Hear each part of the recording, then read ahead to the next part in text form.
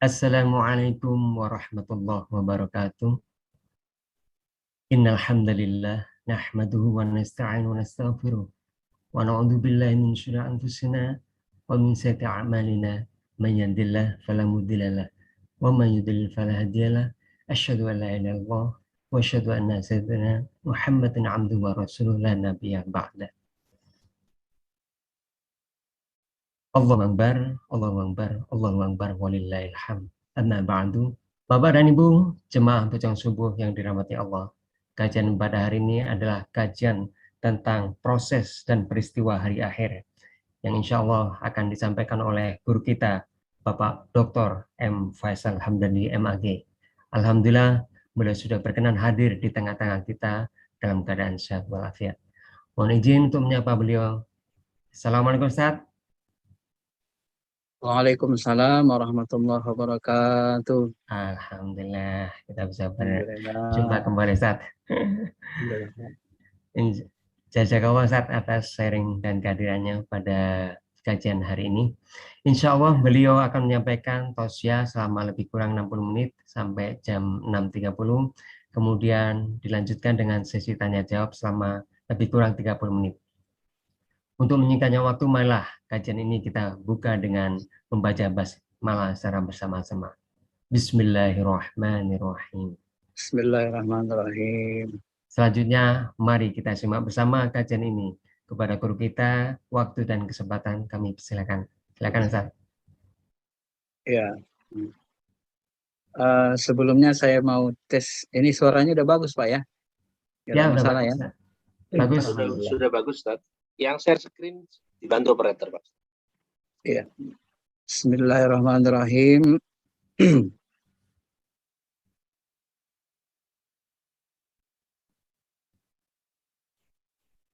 Assalamualaikum warahmatullahi wabarakatuh. Waalaikumsalam. Alhamdulillahirabbil alamin. Wal aqibatu lil muttaqin wala udwana illa 'alal zalimin. Asyhadu an la ilaha illallah wahdah la syarika lah wa asyhadu anna Muhammadan abduhu wa rasuluh alladzi la nabiyya ba'da. Allahumma shalli ala sayyidina habibina syafi'ina wa maulana Muhammadin wa ala alihi wa sahbihi ajma'in amma ba'd. Ma'asyiral muslimin, Bapak Ibu, jemaah pejuang subuh Pondok Indah yang dirahmati dan dikasihi Allah Subhanahu wa taala. Alhamdulillah hari ini kita dipertemukan Allah kembali untuk mengkaji ayat-ayatnya, membesarkan agamanya, bersilaturahmi, dan mudah-mudahan nanti Allah memberikan ilmu yang bermanfaat kepada kita, menguatkan iman kita, mengokohkannya sampai akhir hayat penghidupan kita. Pagi ini kita akan membahas tentang bagian dari rukun iman yang kelima, yaitu tentang hari kiamat, bagaimana proses peristiwa hari kiamat. Slide-nya secara sederhana, hari akhir itu, hari akhir sering kita sebut atau temui dalam Al-Quran yaumul akhir, yaumul akhirat. Ada dunia, lawannya adalah akhirat. Kalau agama sebenarnya lawannya bukan dunia, tapi agama itu lawannya adalah akal, ansih, ro'yu semata-mata. Maka nanti agama itu dia disandarkan kepada wahyu, lawannya adalah akal semata-mata.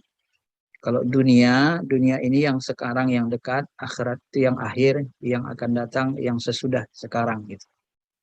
Maka kalau kita pahami secara sederhana, secara bahasa, hari akhir itu adalah hari hancurnya alam semesta dan binasanya seluruh makhluk hidup. Kullu syai'in halik illa wajah, seluruhnya binasa kecuali wajah. Wajah itu kata Ibnu Abbas bisa ditafsirkan adalah zat Allah. Seluruhnya binasa kecuali zatnya, kecuali wajahnya. Maka Allah akan binasakan seluruh makhluk, seluruh langit dan bumi beserta isinya. Inilah yang disebut dengan hari akhir, hari kiamat. Kemudian bisa juga diartikan hari akhir ini adalah berakhirnya kehidupan dunia. Nah, dunia itu berasal dari kata dana, artinya rendah hina. Sedangkan akhirat itu adalah hari akhir, lebih kepada makna yang akhirat atau yang tinggi dimaksudkan. Berikutnya, di dalam Al-Quran ada satu ayat yang secara ilmiah bisa menggambarkan terciptanya kehancuran langit dan bumi ini secara ilmiah gitu ya. Ada satu ayat yang sangat ilmiah bagaimana Al-Quran itu menggambarkan kehancuran langit dan bumi. Misalnya di dalam surah Al-Infitar ayat 1-8 ini disebut idzas sama fatarat, apabila langit terbelah, wa idzal kawakibun tarsarat, dan bintang-bintang jatuh berserakan, wa idzal biharu fujirat, dan apabila lautan meluap, wa idzal quburu bu'sirat, dan kubur itu dibongkar ya. Kuburan dibongkar artinya dibangkitkan seluruh makhluk hidup kembali. Alimat nafsum ma qaddamat wa akharat, maka pada waktu itu barulah manusia alimat nafsum, mengetahui setiap jiwa, qaddamat wa akharat, apa yang telah dia lakukan ya, apa yang telah dia lakukan dalam kehidupannya. Di ujung ayat Allah katakan ya ayyuhal insan ma gharraka bi rabbikal karim alladzi khalaqaka fasawwaka fa'adalak. Wahai manusia, oleh karena itu kenapa kamu masih gharrak? Kenapa kamu masih terperdaya untuk mendurhakai Tuhanmu? Kenapa kalian masih berpaling kepada Tuhan kalian? Padahal Tuhan kalianlah yang menciptakan kalian dan menyempurnakan kalian. Dan menciptakan kalian fi ayyi surah, dalam bentuk masya'arokabak. Dialah yang membentuk wajahmu, tubuhmu sesuai dengan yang dia kehendaki. Baik, kalau kita tarik ke bawah ya, berikutnya kalau kita lihat secara teori ilmiah, nanti ada masanya langit ini akan ya, dia akan terbelah. Faizas sama fatarat, dia akan pecah terbelah. Terbelahnya langit ini, kata ahli astronomi ya, dia akan berbentuk seperti wardatan kadihan. Faidan saqqatis sama pakanat wardatan kadihan, apabila langit terbelah maka dia akan nanti membentuk seperti bunga mawar kemerah-merahan. Dalam teori ilmiah ada yang menyebut lapisan ozon itu bahagian dari lapisan langit dan dia mengalami luka. Ya. Harun Yahya mentafsirkan salah satu makna langit itu adalah lapisan udara, lapisan ozon. Jadi ketika lapisan langit itu sudah luka terbelah, itu sama fatarat, ya, pakanat wardatan kadihan, kemudian dia menjadi seperti seperti kemerah-merahan gini ya, kemerah-merahan seperti ini. Jadi bentuknya kata ahli astronomi. Nah, apabila langit telah terpecah, terbelah, langit itu di dalam ilmu astronomi disebut Harun Yahya wa ja'alna sama saqfam mahfuzo. Kami jadikan langit itu atap yang terpelihara. Jadi atap ini, langit ini atap yang memelihara bumi. Jadi lapisan ozon itu juga memelihara bumi dari cahaya matahari agar tidak langsung mengenai manusia. Nah, langit itu, bumi kita ini dilapisi langit yang kalau ada meteor, langit itu akan membendungnya gitu. Ada lapisan udara yang khusus diciptakan Allah untuk membendung meteor-meteor yang ingin menghantam bumi. Jadi ma'asyiral muslimin, bumi kita ini sakpam mahfuzo. Langit itu dijadikan Allah adalah sakpam, atap yang memelihara bumi gitu ya. Memelihara kehidupan kita di bumi. Kalau itu sudah luka, kalau itu sudah hancur, ya sudah terbelah, maka meteor-meteor ya, dari langit, ruang angkasa itu akan menabrak bumi. Nah, sampai hari ini Allah Subhanahu wa taala masih memelihara bumi kita, menciptakan langit untuk melindungi bumi dari hantaman meteor. Ya. Maka sebenarnya itulah salah satu bukti kasih sayang Allah kepada makhluk bumi. Tapi kita saja yang kadang-kadang selalu ingkar dan kurang menyadari betapa sayangnya Allah Ta'ala kepada hambanya, terutama kita manusia makhluk bumi. Dijaga bumi kita ini dari hantaman, dari kehancuran, dari hantaman meteor-meteor. Nah, apabila langit itu sudah terbelah, maka tidak ada lagi pelindung bumi. Maka kata Allah Subhanahu wa taala wa idzal kawakibun tasarat, maka kawakib, meteor-meteor itu akan jatuh ya. Allah menyebut kawakib. Kawakib itu bintang-bintang. Meteor-meteor itu akan intasarat. Dia akan menghantam bumi. Ya. Maka di dalam ilmu astronomi diramalkan akan terjadi potensi, ya, ancaman besar bagi bumi di tahun 2029 atau 2036 mendatang. Itu disebut, ya, akan berpotensi bahwa akan ada meteor yang akan menghantam bumi. Sehingga muncul ide untuk membelokkan apopis benda angkasa itu diperkirakan menabrak bumi sekitar 29 tahun lagi. Nah, kalau kita hitung dari 2020, tapi kalau 2022 ya sekitar 7 tahun lagi. Atau sampai 2036. Nah, itu diperkirakan oleh astronomi. Ya. Nah, itu kalau tidak dilindungi Allah, maka bumi kita ini akan goncang hancur. Nah, apabila langit terbelah, tak ada pelindungnya, meteor-meteor menghantam bumi, kawakib bintang-bintang menghantam bumi, maka bumi akan bergoncang. Setelah bumi bergoncang, maka apa yang terjadi? Maka air laut pun akan meluap. Ya. Wa idzal biharu fujirat, maka air laut pun akan meluap. Dengan goncangan itu hantaman meteor, dia akan meluap. Nah, inilah terjadinya hari kiamat, kan? Kehancuran bumi, ya. Kehancuran langit dan bumi. Wa idzal biharu fujirat, meluap air itu keluar dari bumi dan bumi kita akan hancur, tenggelam. Nah, ini gambaran ilmiah, secara ilmiah dijelaskan dalam Al-Qur'an. Walaupun banyak ayat-ayat lain yang menceritakan hari akhir, hari kiamat, hari kehancuran langit dan bumi seperti Al-Qari'ah. Tetapi yang secara ilmiah runtut adalah ayat yang kita sebutkan tadi. Bapak Ibu jemaah yang dirahmati Allah Subhanahu wa taala. Kemudian kalau kita runtun, setelah langit dan bumi dihancurkan Allah Subhanahu wa taala, sebenarnya kalau kita sudah mati, orang-orang yang kembali kepada Allah itu sebenarnya mereka sudah memasuki alam akhirat yang disebut dengan alam barzakh. Alam akhirat itu diawali dengan alam barzakh, alam pembatas. Jadi setelah seluruh makhluk mati, mereka masuk ke alam barzakh. Barzakh itu pembatas antara dunia dan akhirat, ya. Tempat yang membatasi antara dunia dan akhirat. Nah, setelah masuk alam barzakh, kematian, maka nanti masuk alam al-ba'ats, hari berbangkit. Nah, ini kita urai agak panjang sedikit, ya. Jadi setelah barzakh, masuk ba'ats, hari berbangkit, kita dibangkitkan, baru masuk mahsyar, dikumpulkan semua di lapangan yang sangat tandus. Nah, di sini manusia tidak ada yang berpakaian, semuanya ketakutan, ya. Semuanya tidak berbusana dan orang masing-masing takut, mengerikan hari itu, ya. Orang tidak lagi ada syahwat melihat apa, walaupun terbuka auratnya semua, pada takut semua manusia itu, mementingkan dirinya sendiri, ya. Kemudian baru masuk hari pemberian kitab, dihisap, perhitungan, ya, dihisap. Setelah dihisap, diberikan kitab, baru ditimbang amal soleh kita, mana yang lebih berat, amal soleh atau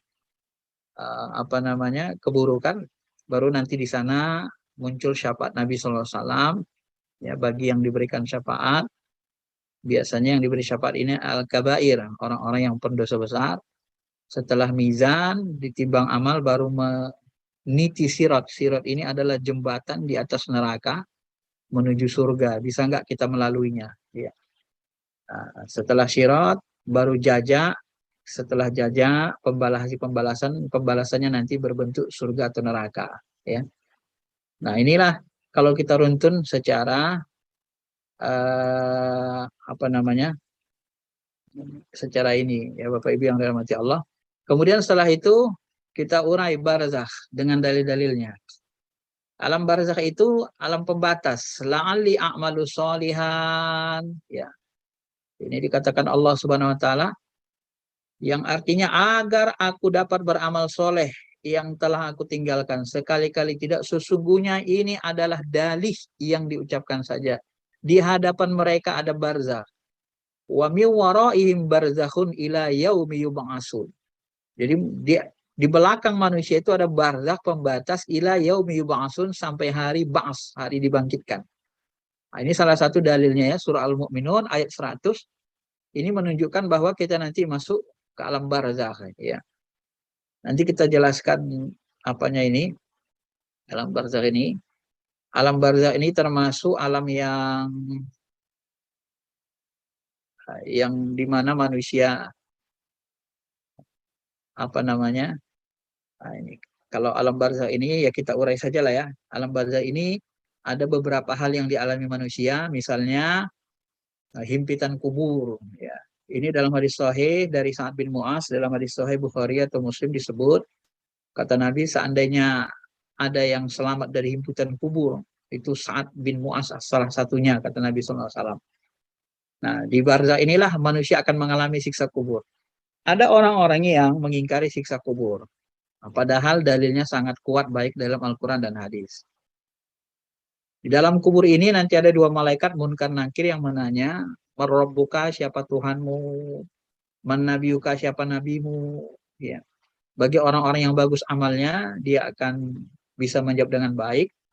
Dan seluruh amal soleh kita ini nanti akan datang dalam bentuk makhluk yang indah kalau dia soleh. Nah, dia akan berbentuk seperti malak, seperti malaikat, bercahaya, bentuk cahaya. Dia akan mendampingi kita ya untuk menjawab pertanyaan-pertanyaan malaikat Munkar dan Nakir. Dia wangi sekali dan dia akan menemani kita. Ya, dia akan temani kita di dalam alam barzah dan kita akan merasa nikmat karena dia cantik, wangi, bersih, dan kita senang berteman dengan amalan itu. Nah, ketika amalan itu datang di awal memang kita kaget, kamu siapa? Aku adalah amal solehmu selama hidup di dunia. Berbeda dengan orang-orang yang mujrimun, banyak berbuat dosa, mereka itu nanti akan didatangi sosok makhluk yang bau hitam, ya, berwarna hitam, bau jelek, dan mereka tersiksa mendekatinya. Ini salah satu siksa barzah itu ditemani makhluk yang sangat bau, sangat jelek. Sehingga orang-orang yang di alam barzah itu mengalami penderitaan yang sangat. Mau menjauh tidak bisa, karena itu amal kita. Jadi amal itulah yang menemani di barzah. Ya. Dan di dalam ayat lain, hadis lain disebut, di dalam Al-Quran disebut, orang-orang yang masuk ke dalam barzah itu, an-naru yu'raduna 'alaiha ghuduwwan wa 'ashiyya. Neraka diperlihatkan kepada mereka di alam barzah pagi dan petang. Nah, dalam barzah ini kita dilihatkan neraka pagi petang, melihat neraka, merasa tersiksa. Jadi azabnya itu lebih kepada azab merasa gitu kan. Kita melihat neraka ketakutan, bagaimana orang yang sangat ketakutan itu, ya itu dia akan merasa tersiksa. Jadi lebih cenderung kepada azab ruhani. Ya. Azab ruhani. Ruhaninya melihat surga, melihat neraka itu sangat takut. Dan itu ditampakkan udwa wa'asyian. Wa yawma yaqumus sa'ah, sampai hari dibangkitkan. Ya, hari pembalasan. Itulah yang dialami adkhilu ala fir'aun asyaddil azab. Itulah yang dialami Fir'aun. Beserta orang-orang yang ingkar, dan kita berlindung kepada Allah Subhanahu wa taala. Begitu juga di ayat At-Taubah ayat 101 disebutkan, mereka kami siksa marrataini, sanu'adzibuhum marratain, siksa dua kali. Yang oleh Imam Bukhari disebut siksa dua kali itu adalah orang-orang munafik itu disiksa di bumi di dunia dan di alam barzah, disiksa dua kali sebelum mereka dikembalikan kepada azab yang besar, azab neraka. Jadi Imam Bukhari dalam Sahih Bukhari-nya disebut ya, azab dua kali itu adalah azab di dunia dan azab di kubur. Ini dalil-dalil siksa di alam barzah itu. Kemudian dalil-dalil lain alam barzah itu benar-benar ada, siksa kubur itu benar-benar ada, adalah seperti mimpi sahabat. Ya, di dalam hadis Bukhari, hadis 697 dijelaskan secara panjang ya, di kitab yang ini, ada kitab besar gini ya. Nah, ini disebutkannya ya, di sana saya ringkas saja karena panjang sekali. Seorang sahabat di waktu subuh, setelah sholat subuh melaporkan kepada Nabi. Nabi bertanya, siapa di antara kalian yang bermimpi? Lalu sahabat menceritakan mimpinya. Ketika dia mimpi, dia dibawa dua pemuda, malaikat Jibril dan Mikail, menggandeng tangannya. Ya. Digandeng tangannya, ini dalam ilmu spiritual diperjalankan namanya, dibawa jalan-jalan. Ya. Dibawa jalan-jalan ke alam barzakh. Jadi sahabat itu ketika mimpi dibawa jalan-jalan sama malaikat Jibril dan Mikail. Ya. Kemudian dia melihat, ya, setelah dibawa ke Mekah, kemudian diperlihatkan dia ada orang manusia yang ya, dimasukkan ke mulutnya pengait besi. Jadi bagaimana mulut itu dicengkram oleh besi gitu kan. Ternyata ini adalah siksa di alam barzah bagi pendusta, orang yang suka menyebar berita hoax, mendusta, menyebar fitnah, ini mereka siksanya di alam barzah seperti itu. Ya. Kemudian ada orang lagi yang kepalanya dipecahkan dengan batu. Ada seseorang yang memecahkan kepala seseorang dengan batu, ya. Kemudian dia pingsan, kemudian dipecahkan lagi, sadar lagi, ya. Terus menerus seperti itu. Ya. Nah, nanti di ujung ditanya sebenarnya siapa itu, dijelaskan malaikat itulah orang yang dia sudah belajar Quran tapi nggak mau bacanya tengah malam dan tak mau mengamalkannya di siang hari. Ya. Ada orang yang dibakar di tungku, di lubang tungku api yang sangat panas, ya tungkunya di atas kecil, mulutnya di bawah lebar, kemudian di sana ada api membakar, ada perempuan laki-laki yang tak pakai busana, mereka diajak di dalam tungku itu menjerit-jerit. Ternyata itu adalah ajab di alam barzah bagi para penjina. Kemudian ada lagi, dilihat sahabat itu diperlihatkan malaikat, orang yang dilempar batu ke mulutnya, yang berada dalam sungai darah. Ini orang yang suka makan riba, makan yang haram. Jadi dimakankan batu ke dalam mulutnya berkali-kali di sungai darah oleh para malaikat. Ya. Kemudian beliau dibawa ke rumah yang indah, ya, ke atas pohon, dilihat ada rumah yang indah, ternyata itu rumah orang beriman.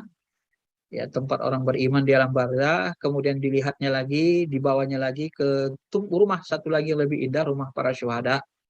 Lalu nanti dia melihat Nabi Ibrahim di bawah pohon rindang bersama anak-anak bayi yang meninggal waktu kecil, mendidik anak bayi. Dan dua pemuda yang membawanya itu mengatakan bahwa mereka adalah Jibril Mikail. Ini hadis Sahih Bukhari, hadis nomor 697. Ini dijelaskan di mimpi sahabat ini kepada Nabi SAW dan para sahabat lainnya. Nah, ini menunjukkan bahwa sebenarnya alam barzakh itu, siksa alam kubur, alam barzakh itu nyata, ya. Termasuk ketika Nabi SAW bermimpi, kan, bermimpi.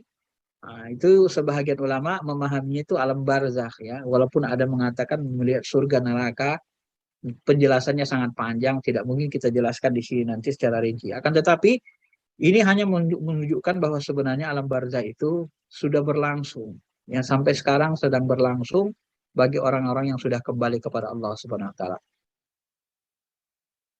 Bapak Ibu yang dirahmati Allah Subhanahu wa taala. Kemudian setelah alam barzakh kita urut lagi, ya. Kemudian masuk alam ba'ats, alam kebangkitan, yaumul ba'ats. Hari akhir ini disebut juga dengan yaumul ba'ats. Wa nufikha fis suri fa idahum minal ajdasi ila rabbihim yansilun. Ketika sangkakala ditiup, kata Allah, seketika itu mereka manusia bergerak cepat dari kuburnya menuju Allah, menuju Tuhannya. Jadi tiupan yang pertama itu ngasih petakut, trompet malaikat Ijrail itu kata Nabi seperti tanduk, ya, tanduk unta atau tanduk kuda itu, trompetnya itu sebesar sekali, ya, sebesar langit dan bumi, hampir sebesar langit dan bumi, ya, di dalam sebuah riwayat disebut begitu. Nah, itu dibunyikan oleh malaikat maut, dan ketika dibunyikan malaikat maut, maka dia manusia takut, ya. Bunyi yang kedua baru manusia semuanya bermatian, hancur langit dan bumi. Nanti dibunyikan yang ketiga kali, itulah hari berbangkit, yaumul ba'ats namanya di dalam Al-Qur'an, ya. Nah, kita lanjut. Setelah itu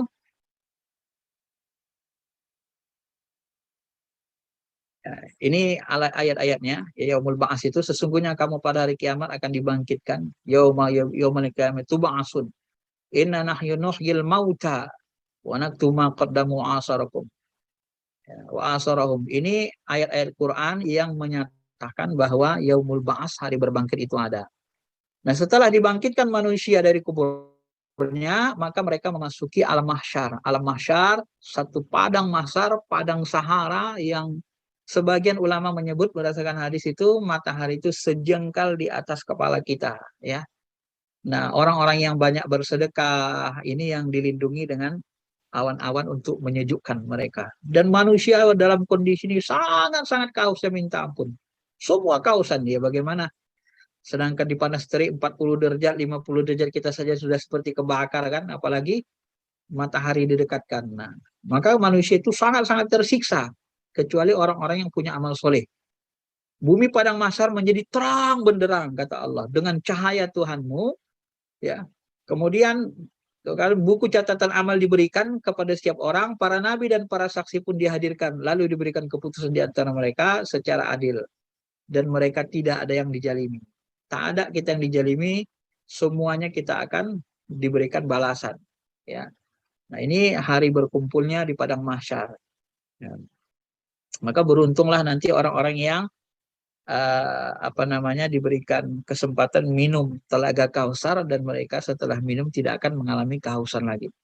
Yauma nahsyurul muttaqina ila rahmani wafda. Ini ayatnya. Nahsyar, hasyar itu berkumpul, mahsyar. Jadi padang mahsyar itu padang tempat berkumpul manusia dihalau ya untuk menghadap Allah yang Maha Ar-Rahman. Bagi orang-orang soleh dan orang-orang durhaka, mereka akan ila jahannami wirda.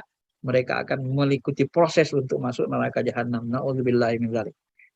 Ma'asyiral muslimin, Bapak Ibu yang dirahmati Allah. Kemudian selanjutnya, setelah mahsyar itu, setelah manusia berkumpul, maka terjadilah pemberian buku catatan amal. Wataro kullu ummatin jasiyah. Pada hari itu engkau akan melihat setiap umat berlutut, setiap umat dipanggil untuk melihat buku catatan amalnya. Tuda'a ila kitabiha, dipanggil. Ini tak ada satupun yang ditinggalkan, disisakan Allah Subhanahu wa taala. Ya, Pak Amman utiya kitabahu biyamini, siapa yang diberi catatan amalnya dari tangan kanannya, dia berkata kepada orang sekelilingnya, ambillah dan bacalah kitabku ini. Sesungguhnya saat di dunia aku yakin bahwa satu saat aku akan menerima perhitungan diriku, ya. Maka ia berada dalam kehidupan yang menyenangkan. Semua terbongkar, semua perbuatan yang kita rahasiakan, yang baik, yang jahat, semuanya dibongkar. Ada tercatat dalam amal ini, dalam buku catatan amal. Tidak ada yang disisakan Allah. Dan hari ini Allah Subhanahu wa taala sudah memberikan sedikit ilmu kepada manusia bumi dengan CCTV. Jadi CCTV manusia ini bisa merekam seluruh perbuatan manusia di satu ruangan, di tempat sunyi, tempat sepi, dan seterusnya. Dan CCTV Allah itu luar biasa ya.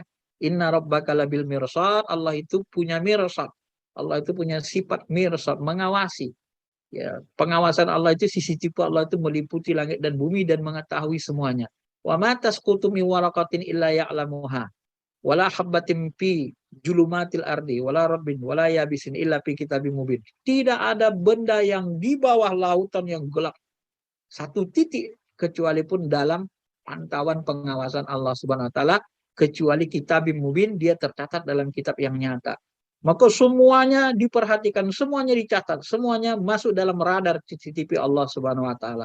Bagaimana bentuknya rupanya, itulah kekuasaan Allah Subhanahu wa taala. Tapi Allah sudah mengasih sedikit ilmu bagi kita untuk mempercayainya dengan ilmu CCTV kamera yang sudah diberikannya di muka bumi. Ma'asyiral muslimin, Bapak Ibu yang dirahmati Allah Subhanahu wa taala. Nah, kemudian berikutnya ada sebuah hadis riwayat Bukhari, dikatakan Aisyah, ya, barang siapa yang dihisap maka dia disiksa. Lalu Aisyah bertanya kepada Rasul, ya Rasulullah, ya, bukankah Allah telah berfirman, maka ia akan diperiksa dengan pemeriksaan yang mudah, hisaba yasiro, ya, hisaba yasiro bahasa Quran. Al-Insyiqaq ayat 8. Maka Rasulullah SAW bersabda, ini baru al-arad, penampakan amal. Namun barang siapa yang diteliti hisapnya, maka dia akan binasa. Maka kalau dihisap kita diteliti buku kita itu, kalau dengan teliti-teliti itu pertanda banyak salah kita. Tapi kalau dilihat, diberikan kitab, banyak yang soleh, nah itu hisapnya mudah. Tapi kalau sudah diteliti itu pertanda manusia itu sedang diazab, mau diazab karena banyak sekali dosanya. Nauzubillah. Kita berlindung kepada Allah Subhanahu wa taala. Nah, setelah hari hisab, pembagian buku dan hisab, maka barulah masuk fase namanya mizan. Mizan itu timbangan. Wa nada'ul mawazinal qis. Kami akan meletakkan timbangan amal yang tepat pada hari kiamat, ya. Tak ada seorang pun yang dirugikan. Fala tudzlamu nafsun syai'an. Wa inna misqala habbatin min khardalin ataina biha wa kafa bina hasibin. Ya, sekalipun amal itu hanya seberat biji jawi. Masa itu biji jawi itu termasuk benda yang paling kecil yang bisa dipahami akal manusia. Kalau sekarang kan ada atom, di bawah atom ada lagi yang lebih kecil kan, partikel lebih kecil.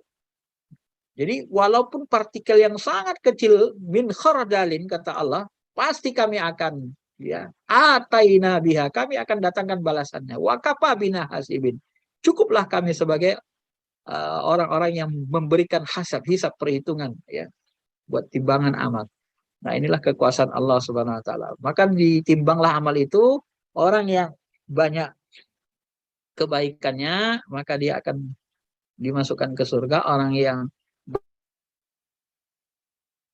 banyak keburukannya akan masuk neraka. Ada sebuah hadis yang panjang, satu amalan yang bisa memberatkan timbangan. Walaupun nanti hadis ini dikatakan sebahagian ulama sahih, ya,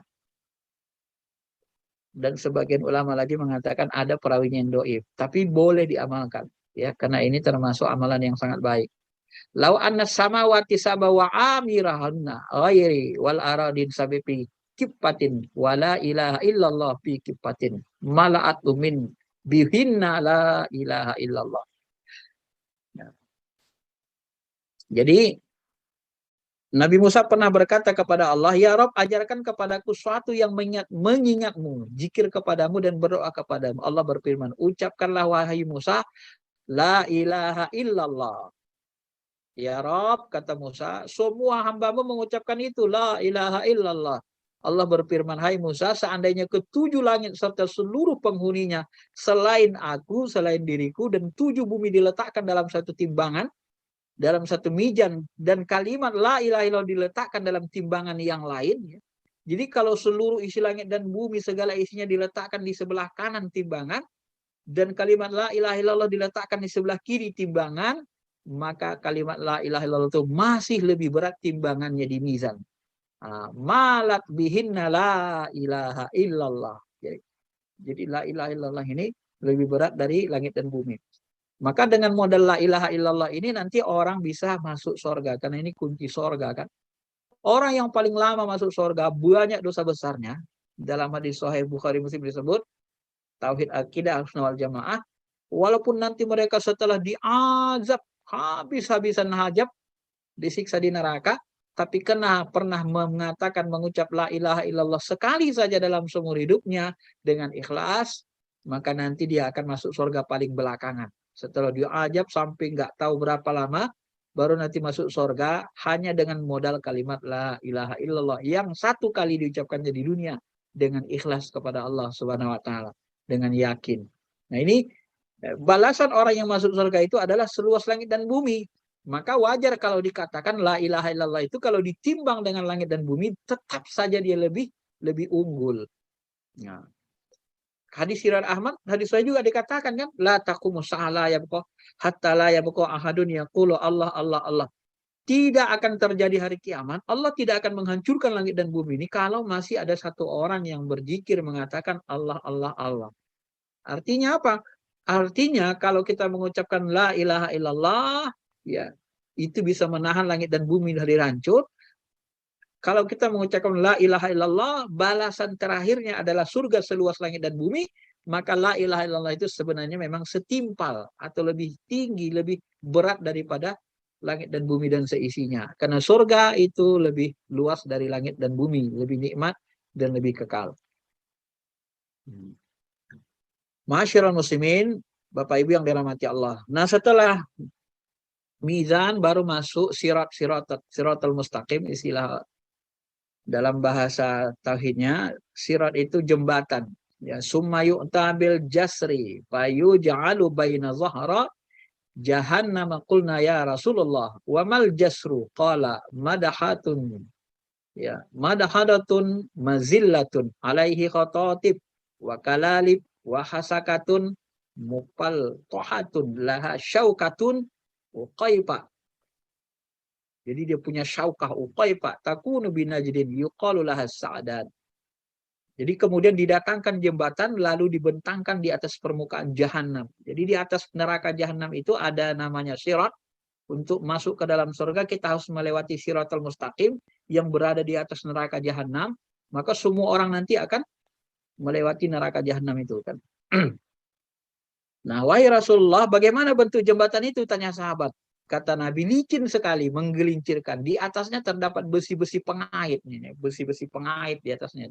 Dan kawat berduri yang ujungnya bengkok. Dia seperti pohon berduri di Najd, dikenal dengan pohon sa'dan. Jadi kalau kita mau melihat diberi perumpamaan oleh Rasul dengan pohon sa'dan, ya, mungkin seperti pohon durian kalau di Indonesia kan, berduri dia. Dan begitulah sirat. Nah, tetapi yang melewati siratal mustaqim ini, ya ada yang secepat kedip mata, langsung nyampe, ya lewat, udah masuk ke depan pintu surga. Ada yang seperti kilat menyambar, ceras, ya, sesuai dengan amalnya. Ada yang secepat angin, berhembus angin. Ada yang seperti orang naik kuda kencang, ya. Ada yang secepat mengendarai biasa, pengendarai biasa. Bahkan ada yang tertatih-tatih. Ada pula yang dicampakkan ke neraka, ada yang paling akhir merangkak pelan-pelan sekali. Ini termasuk orang-orang yang amalnya sangat-sangat tidak ada, ya. Nauzubillah. Semoga Allah memberikan kita untuk istiqomah beramal, ya. Mudah-mudahan nanti kita bisa melewati sirat ini dengan sekedip mata atau secepat kilat dengan pertolongan Allah Subhanahu wa taala. Ini orang-orang yang menghadapi melewati sirat mustaqim. Mas, setelah sirat ini barulah masuk yaumul jaza, pembalasan. Setiap umat dibalas, tuzzauna ma kuntum ta'malun. Mereka dibalas sesuai dengan apa yang mereka lakukan, dan balasan itu adalah balasan surga atau neraka, ya, mengalami surga atau neraka. Orang yang baik pasti dimasukkan ke surga, dan orang yang buruk pasti akan dimasukkan ke neraka. Itu sebagai hukum asbabnya.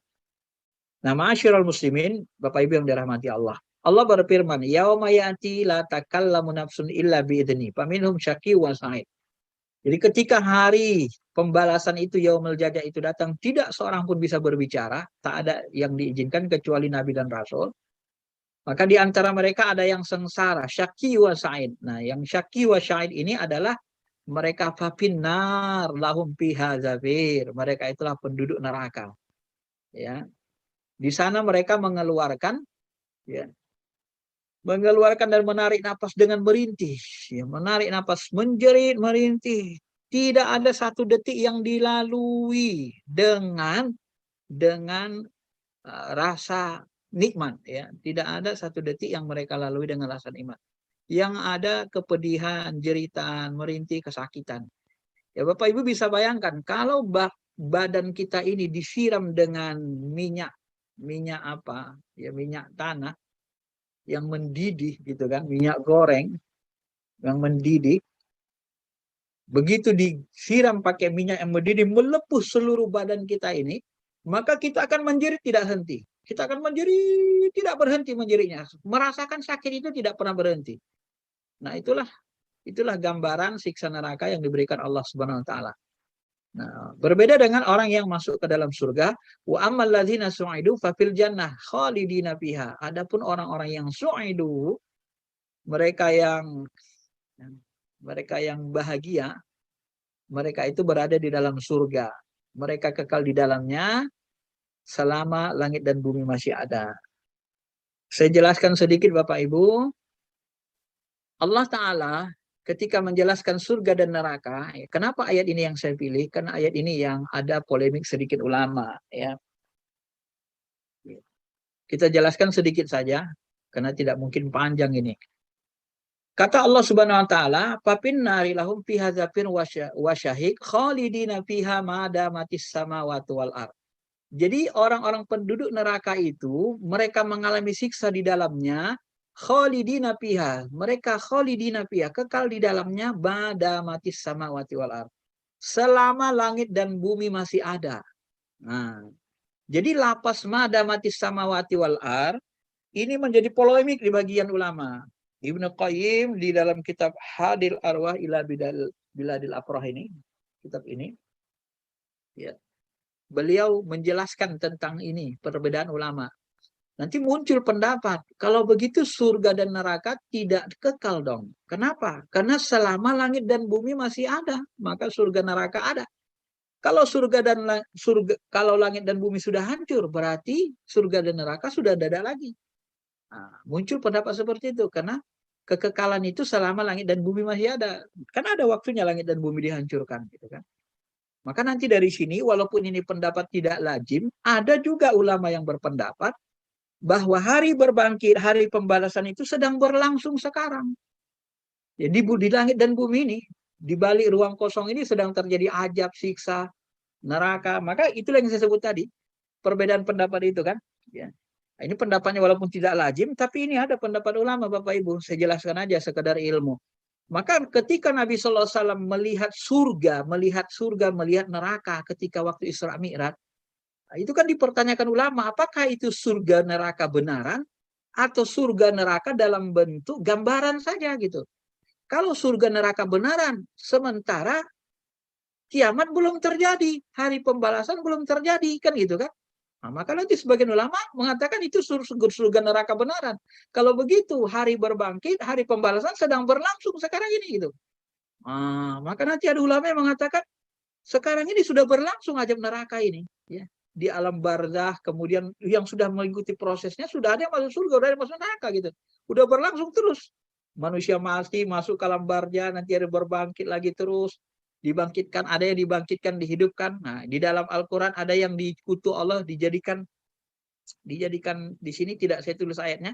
Ada yang dijadikan tumbuh-tumbuhan, ada yang dijadikan monyet, ya. Nah, itu yang Allah katakan dalam Quran itu kunu kiratan khosin, jadilah kamu monyet yang hina. Jadi monyet-monyet yang ada di alam semesta ini sebahagian ini adalah dari manusia-manusia yang dikutuk Allah. Jadi monyet itu tersiksa hidup ini. Ya. Mereka hidupnya tersiksa jadi monyet. Sampai nanti hari kebangkitan lagi, kembali yang besar. Nah, ada yang berpendapat begitu. Maka siksaan itu sudah berlangsung. Ada yang dikutuk jadi monyet, ada yang dikutuk jadi tumbuhan. Tumbuhan ini tersiksa. Mereka dihantam terik panas matahari terus-menerus. Dan mereka terus mengalami kepanasan. Ya. Maka nanti secara spiritual alam semesta ini nanti mereka itu pun dia bertasbih memuji Allah, dalam arti ya mereka memohon perlindungan Allah, memuji Allah gitu kan. Walaupun tumbuh-tumbuhan ini secara kasat mata naro itu nar, ada yang menyebut nar itu neraka, naro berasal dari kata naro itu kita lihat, ya, kita bisa melihat nyata. Nah, kita bisa melihat nyata alam semesta ini ada tumbuhan yang tersiksa dengan cahaya matahari, yang kena hujan tidak bisa bergerak, mereka tetap gitu, dan seterusnya gitu kan. Jadi ada yang berpendapat seperti itu, sedang berlangsung pembalasan Allah dalam kehidupan ini. Nah, dari sinilah nanti munculnya perdebatan ulama, perbedaan madamatis samawati wal ardh, sehingga nanti memunculkan perbedaan polemik lagi di dalam kitab Ibnu Qayyim ini. Dia bahas berdasarkan riwayat banyak dan pendapat ulama, sampai nanti ulama mengatakan jadi surga yang ditempati Nabi Adam itu surga yang mana? Itu pun juga di perdebatan ulama kan. Kalau surga yang tempati Nabi Adam itu surga yang kekal itu tidak ada taklif, tidak ada perintah larangan. Kenapa Nabi Adam dilarang makan buah khuldi? Surga yang digambarkan Allah di akhirat itu tidak ada perintah, tidak ada larangan. Itu surga yang kekal, semuanya penuh kenikmatan. Kenapa Nabi Adam pula masuk ke dalam surga yang ada larangan makan buah khuldi? Berarti surga Nabi Adam itu tidak sama dengan surga yang dijanjikan Allah dalam Al-Quran, bukan surga yang ini. Nah, ini perdebatan ya. Maka nanti madamatis samawati wal ardh ini, lapas ini juga sebahagian ahli tafsir, kalau tafsir Departemen Agama disebut ini hanya bahasa kias saja. Artinya untuk menunjukkan bahwa kekalnya surga neraka itu ya sangat kekal gitu kan, berlangsung selamanya gitu. Sedangkan ungkapan selama langit dan bumi masih ada, ini bahasa kiasan. Mirip dengan la tadkhulul jannah hatta yalijul jamalu fi samil khiyat. Dalam ayat lain kan disebut gitu. Mereka tidak bisa masuk surga sampai onta masuk ke dalam lubang jarum. Jadi ungkapan onta masuk ke dalam lubang jarum itu adalah ungkapan tidak mungkin. Bagaimana cara onta masuk ke lubang jarum? Kan nggak mungkin. Nah, itu menunjukkan mereka kekal di dalamnya di neraka. Nah, ungkapan madamatis samawati wal ardh di dalam tafsir Kemenak, Departemen Agama disebut, ini adalah ungkapan bahasa kiasan saja untuk menyatakan kekalnya neraka itu dialami oleh orang-orang yang durhaka. Nah, begitulah sedikit gambaran polemik. Kita tidak bisa mengkajinya terlalu detail karena waktunya tidak cukup, karena dia punya bahasan khusus, tetapi memang paling tidak apa yang saya jelaskan ini kita sudah mengetahuilah sedikit-sedikit perbedaan ulama tentang surga dan neraka itu. Maka nanti muncullah pendapat-pendapat yang mengatakan bahwa alam ini kekal, karena kekalnya surga neraka, langit dan bumi dikekalkan Allah. Padahal dalam Quran nanti dihancurkan, karena ada ayat yang mengatakan langit terbelah dan seterusnya, nah, begitu kan. Jadi terjadi analisis yang banyak. Bapak Ibu yang dirahmati Allah Subhanahu Wa Taala, ya. Kemudian sedikit lagi, terakhir ini tambahan tadi terlupakan tentang alam barzah. Ada perbedaan ulama di dalam alam barzah ini, siksa kubur ini, siapa yang disiksa? Kalau menurut Ahlussunnah wal Jamaah yang disiksa adalah ruh dan jasad. Nah, ini pendapat mayoritas Ahlussunnah wal Jamaah. Inilah yang kita pegang, ya. Bagaimana bentuknya? Ya, Bapak Ibu bisa bayangkan kalau kita tidur dipukulin orang, mimpi dipukulin orang, ya. Itu jasad kita pun merasa sakit gitu kan. Ya, ikut kesakitan kan. Walaupun mimpi itu betul-betul mimpi, tapi kita seperti nyata gitu kan. Seperti nyata gitu. Makanya ada dalam kisah-kisah tabiin misalnya kan, ada tabiin-tabiin itu yang mimpi misalnya masuk neraka, ya dia lihat kakinya kebakar misalnya gitu kan. Setelah bangun. Nah, artinya memang ruh dan jasad itu ikut tersiksa. Walaupun kita melihat jasad yang di bumi itu, di dalam kubur itu tidak bergerak, ya dia di dalam tanah kan tidak bergerak, dia hancur, tapi dia merasakan siksa. Nah, itu pendapat Ahlussunnah wal Jamaah kebanyakan. Tetapi ada yang mengatakan kalau Mu'tazilah ruh tak disiksa sampai hari berbangkit. Hari berbangkit nanti baru dihisab, baru disiksa. Yang disiksa itu adalah jasad. Ada yang mengatakan jasad saja yang disiksa. Ini sebagian ahli hadis mengatakan gitu. Ada pula ahli hadis yang mengatakan jasad saja yang disiksa, ruhnya tidak.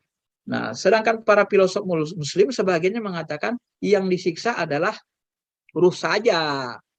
Ya, kalau jasadnya enggak, jasadnya kan terletak di kuburan itu kan kelihatan itu. Kalau kita bongkar kan kelihatan jasadnya di kuburan itu. Yang disiksa itu ruhaninya saja. Ditampakkan surga neraka tuh siksa ruhaninya gitu kan.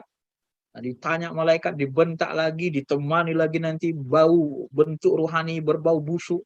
Nah, ini merasa sangat tersiksa. Jadi yang bentuknya rohani tersiksa. Nah, ini perbedaan-perbedaan di alam siksa kubur tadi ya. Tapi yang jelas siksa kubur itu dipastikan ada. Bohong orang kalau mengatakan siksa kubur itu tidak ada. Alam barzah itu tetap kita disiksa bagi yang durhaka, naudzubillah, kita berlindung kepada Allah dan diberikan nikmat bagi yang taat kepada Allah Subhanahu wa taala. Saya kira ini saja penjelasan yang proses-proses alam akhirat yang akan kita alami.